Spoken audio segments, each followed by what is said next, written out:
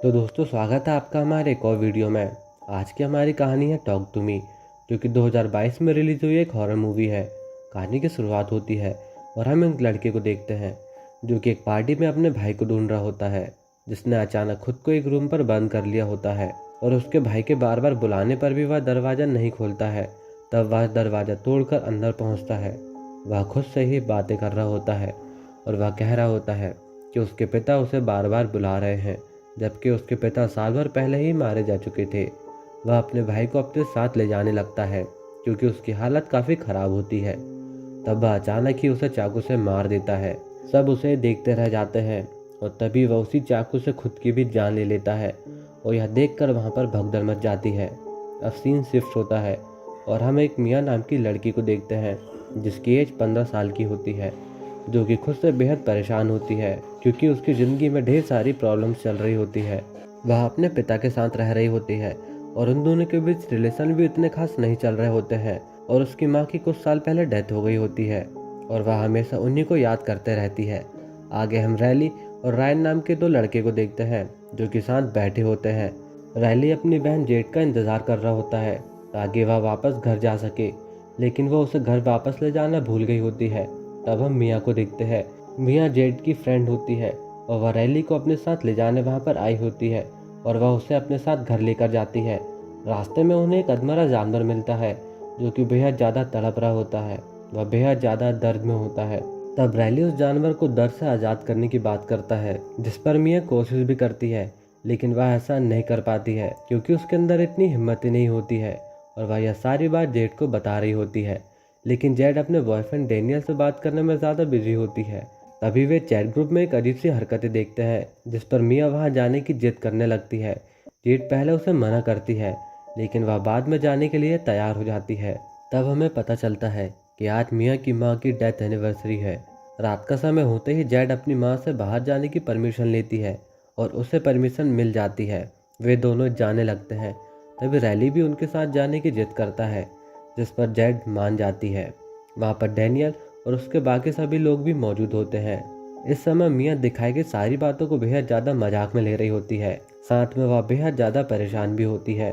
तब हमें पता चलता है कि बाकी सभी लड़कियां उसे उतना खास पसंद नहीं करती है और पहले मिया डेनियल को पसंद किया करती थी, इसलिए मिया को जेड और डेनियल को साथ देकर उतना ठीक नहीं लगता है।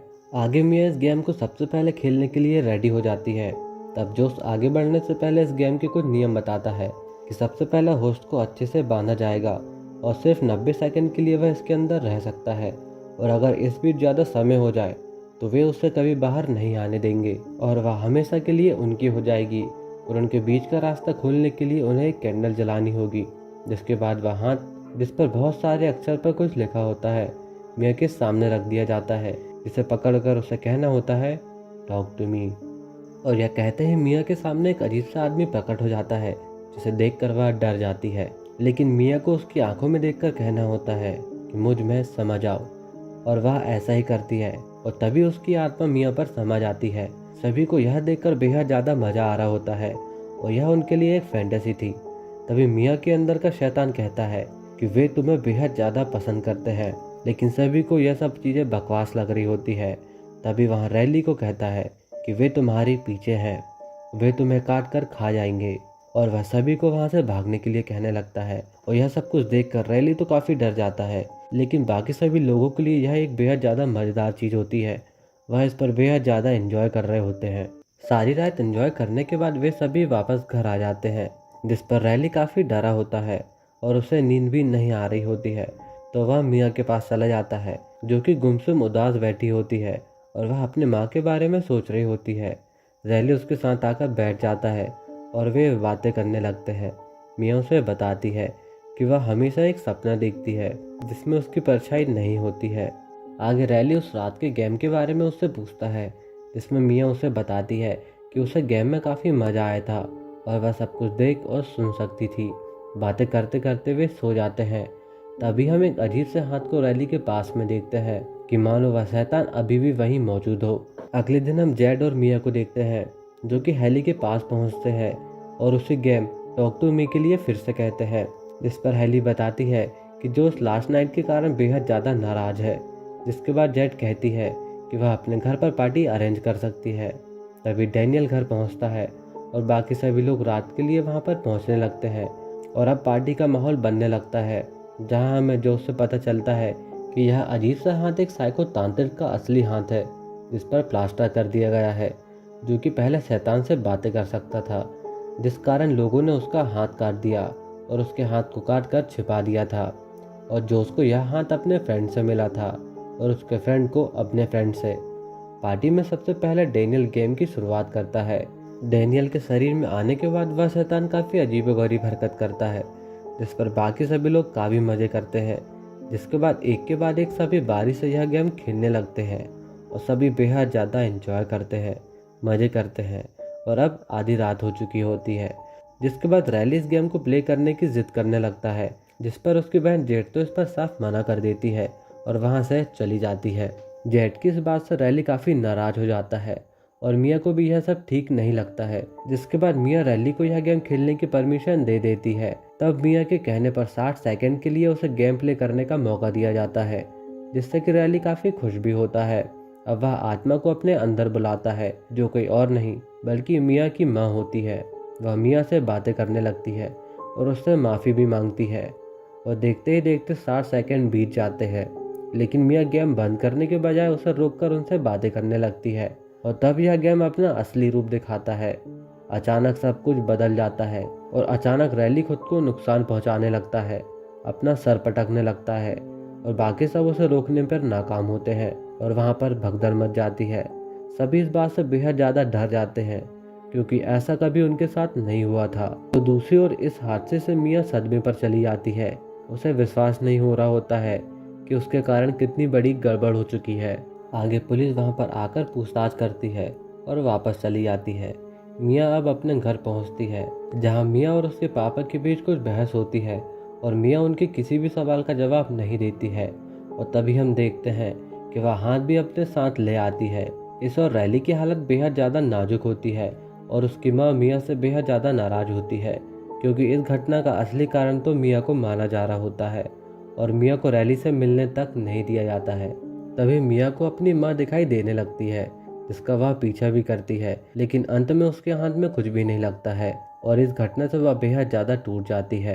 तब डैनियल मिया को घर ड्रॉप करने जाता है, क्योंकि वह परेशान और अकेली होती है, इसलिए वह उसे अपने घर रुकने को कहती है, क्योंकि वह बेहद ज़्यादा अकेली होती है। और डैनियल रुक जाता है। वे सो जाते हैं, लेकिन मिया अभी भी अपने फ़ोन पर अपनी माँ के साथ बिताए हुए वीडियोस देख रही होती है और उन्हीं को याद कर रही होती है और वह उनको याद करते करते सो जाती है। डैनियल और मिया एक दूसरे के अगल बगल सोए होते हैं और वह सपने में खुद को डैनियल के साथ पाती है। साथ ही वह देखती है कि उसकी माँ की डेथ के समय उसके पिता उसके साथ होते हैं और वह अचानक एक आत्मा को उसके सामने देखती है और वह डर कर डैनियल को उठा देती है और मिया की हरकत के चलते डैनियल वहाँ से चला जाता है। जिसके बाद मिया मानो पागलों सी हरकत करने लगती है। मिया ने उस हाथ को अपने पास रखा होता है ताकि वह अपनी माँ से बात कर सके। तब वह ऐसा ही करती है। मिया उसकी माँ से बात करती है, जहाँ उसकी माँ रैली की मदद करने को कहती है और वह उसके साथ सो जाती है। इस और जेड और उसकी माँ रैली को लेकर बेहद ज़्यादा परेशान होते हैं और रैली भी बिल्कुल बोलने की हालत पर नहीं होता है। तभी वह अचानक हरकत करने लगता है और वह जेड पर हमला करता है और न केवल वह जेड को नुकसान पहुंचाता है, बल्कि वह खुद को और भी ज़्यादा जख्मी कर लेता है, क्योंकि अब वह पूरी तरीके से शैतान के काबू में होता है। सारी हरकतें अब एक अजीब मोड़ ले चुकी होती है और बेहद ज़्यादा खतरनाक हो चुकी होती है। वे सभी एक साथ मिलते हैं, जहाँ मिया भी होती है, जिसने 90 सेकंड से भी ज़्यादा हाथ को पकड़ रखा था। आगे जोस कहता है कि वह आत्मा उसे अपने साथ ले जाना चाहती है, क्योंकि वह अब उसके अंदर है और वह रैली के मरते ही उसे अपने साथ ले जा लेगी। मिया सभी को कहती है कि इसके बाद उसे उसकी माँ दिखाई देने लगी थी।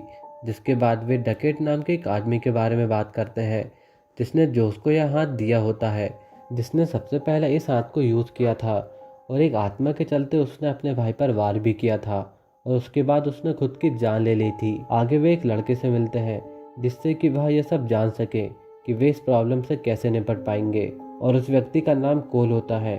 कोल उन सभी से कहता है कि उन्हें जल्द ही उस आत्मा को इस लड़के से निकालना होगा, नहीं तो देर हो जाएगी।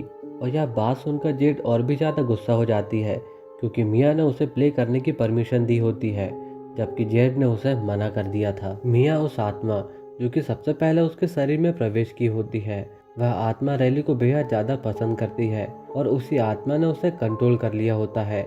आगे मिया सभी से कहती है कि वह यह गेम रैली के साथ फिर से खेलना चाहती है ताकि वह उसे बचा सके, क्योंकि हो सकता है कि लास्ट टाइम कोई नियम रह गया हो जिस कारण यह आत्मा उसके शरीर में रह गई हो। जिसके बाद सभी उसकी बात मानते हैं और वे मिया को ऐसा करने देते हैं।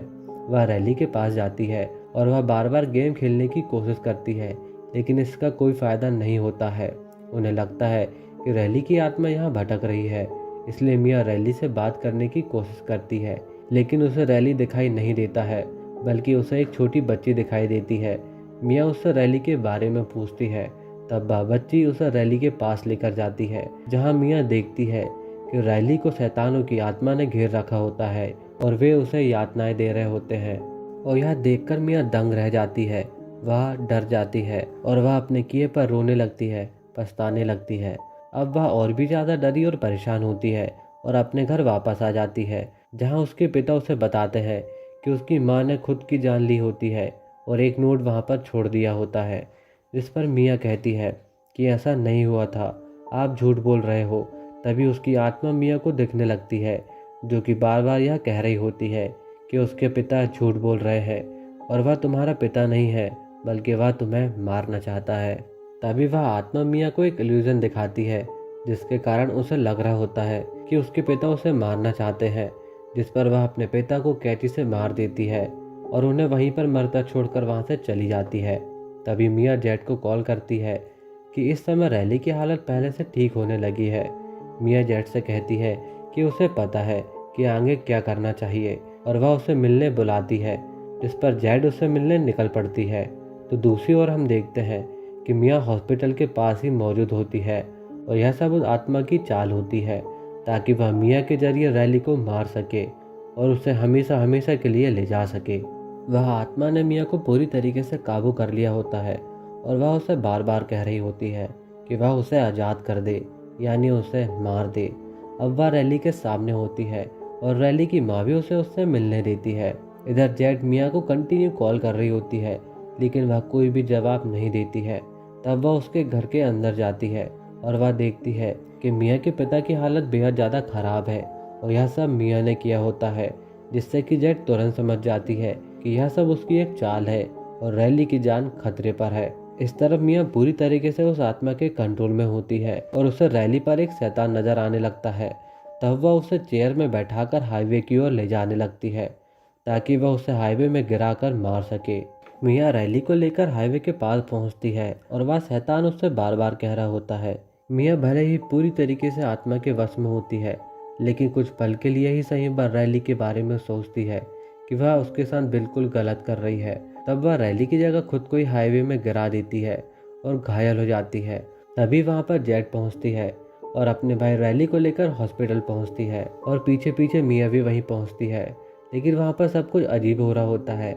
मिया अपने पिता को आवाज़ दे रही होती है, लेकिन वे उसकी बात नहीं सुन रहे होते हैं और सभी बेहद ज़्यादा दुख में होते हैं और कोई भी उसकी बात नहीं सुन रहा होता है। तब उसे यह बात एहसास होती है कि वह शैतानों यानी उस आत्माओं की माया नगरी पर फंस चुकी है और अचानक वहां पर अंधेरा छा जाता है। तभी उसे दूर एक जलती हुई रोशनी दिखाई देती है, जहां से एक हाथ वहां पर आ रहा होता है, ठीक वैसा ही जैसा कि उस गेम में होता था। और वह उस हाथ को पकड़ती है। तभी उसके सामने एक आदमी आ जाता है और उस आदमी के साथ उसके फ्रेंड भी वहां पर मौजूद होते हैं, जो कि वही गेम खेल रहे होते हैं जो कि मिया ने खेला होता है, टॉक टू मी।